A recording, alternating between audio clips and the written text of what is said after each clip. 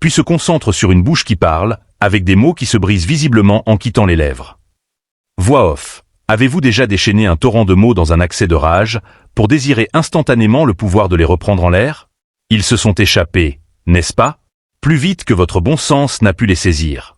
Peut-être étaient-ils même vrais. Mais étaient-ils nécessaires? Et au fond de vous, vous le saviez, n'est-ce pas? Que les prononcer ne résoudrait rien. Cela ne ferait qu'attiser le feu. C'est le regret silencieux et étouffant que la plupart des gens portent.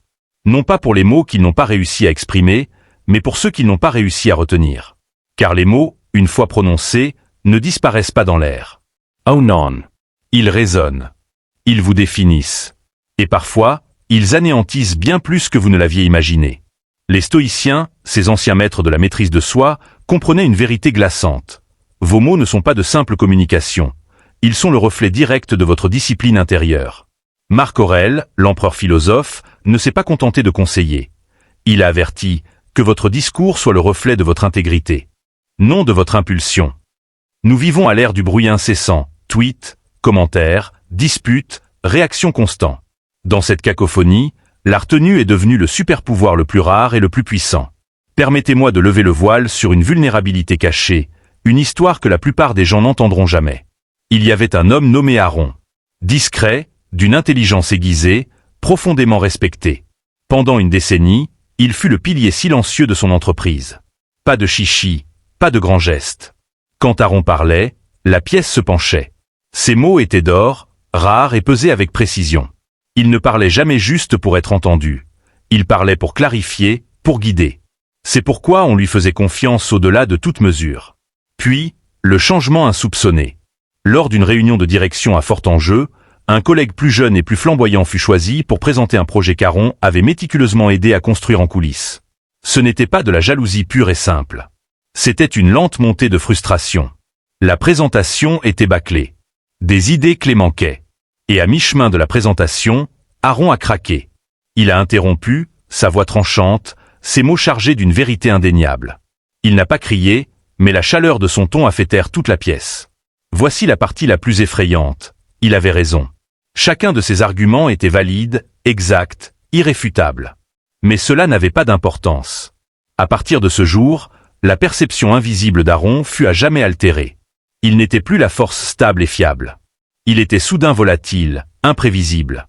Et la confiance, une fois brisée, ne se répare presque jamais complètement.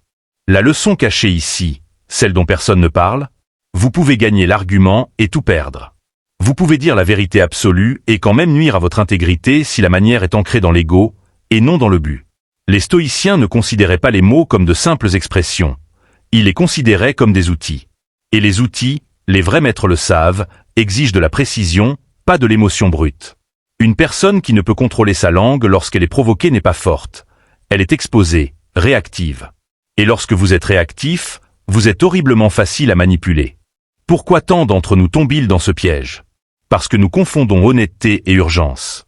Nous pensons que parler rapidement est un signe de confiance.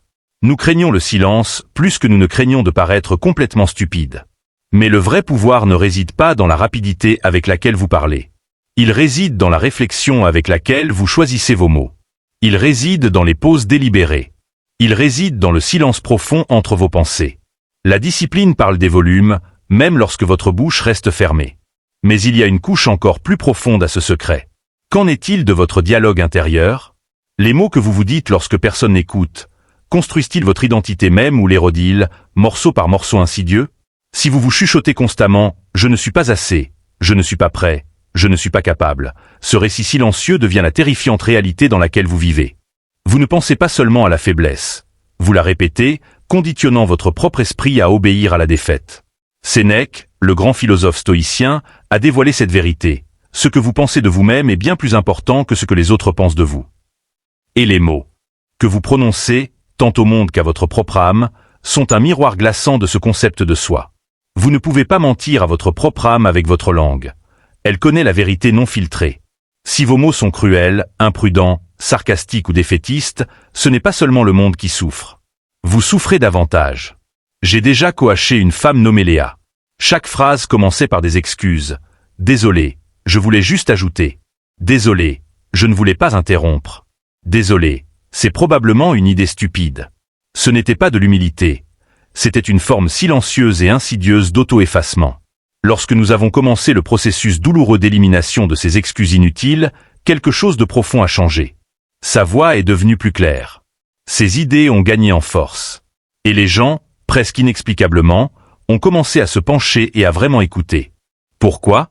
Parce qu'elle a finalement commencé à parler comme quelqu'un qui croyait mériter d'être entendu. Voici le paradoxe profond, le secret ultime de la maîtrise verbale. Plus votre esprit devient calme, plus vos mots deviennent véritablement puissants. Non pas parce que vous parlez plus souvent, mais parce que vous parlez moins. Et lorsque vous choisissez finalement de vous exprimer, les gens ne vous entendent pas seulement, ils écoutent. Ils se penchent, non pas parce que vos mots sont forts, mais parce qu'ils sont mérités. Ils émergent d'une réflexion profonde, non d'une réaction impulsive. Et dans un monde noyé dans le bruit, ce genre de clarté est absolument magnétique. Alors, la prochaine fois que cette impulsion primale monte, de répliquer, de se défouler, de prouver un point, de dominer une conversation, faites une pause. Ne vous mordez pas la langue. Élevez-vous au-dessus de l'impulsion. Posez-vous 3 questions stoïciennes simples, mais révolutionnaires. 1. Est-ce nécessaire ? 2. Est-ce utile ? 3. Est-ce la bonne approche ? Si la réponse est non, vous n'avez pas besoin d'une réplique intelligente. Vous devez dire quelque chose de vraiment significatif, ou ne rien dire du tout. Parce que le silence, choisi avec une délibération impitoyable, a plus de poids que 1000 mots vides. Et quelle est, me direz-vous, la récompense ultime de la maîtrise de ce pouvoir caché ? Lorsque vous apprenez vraiment à gouverner votre parole, vous gagnez quelque chose que les indisciplinés ne posséderont jamais. Le respect sans exigence, la présence sans bruit, le pouvoir sans ostentation. Vous entrez dans une pièce et commandez l'attention sans avoir à prouver quoi que ce soit. Vous guidez sans élever la voix. Vous influencez sans manipulation. Et surtout, vous protégez votre paix intérieure car vous ne la donnez plus négligemment avec chaque mot imprudent. Permettez-moi de vous poser une question profondément personnelle. À quoi ressembleraient vraiment vos relations si vous ne parliez que lorsque cela en valait profondément la peine ? Quel serait le cours de votre carrière si vos mots portaient un immense poids au lieu d'un simple volume ? Et que ressentirait finalement votre estime de soi si votre voix intérieure vous respectait vraiment, au lieu de vous douter sans relâche ? Vous connaissez déjà la réponse, n'est-ce pas ? Vous avez déjà aperçu la profonde différence. Et cela me dit une vérité indéniable. Vous êtes prêt. Prêt à ne plus laisser votre pouvoir fuir par votre bouche. Prêt à ne plus alimenter le feu de la réactivité. Prêt à construire quelque chose de bien plus durable qu'une bonne réplique ou une opinion bruyante et éphémère. Car au final, on ne se souviendra pas de vous pour la quantité de mots que vous avez prononcés. On se souviendra de vous pour savoir si vos mots ont signifié quelque chose, ou rien du tout. Parlez moins, signifiez plus, et laissez votre silence devenir plus fort que les cris de la plupart des gens ne le pourraient jamais. Il n'a pas perdu ce poste crucial à cause de son CV.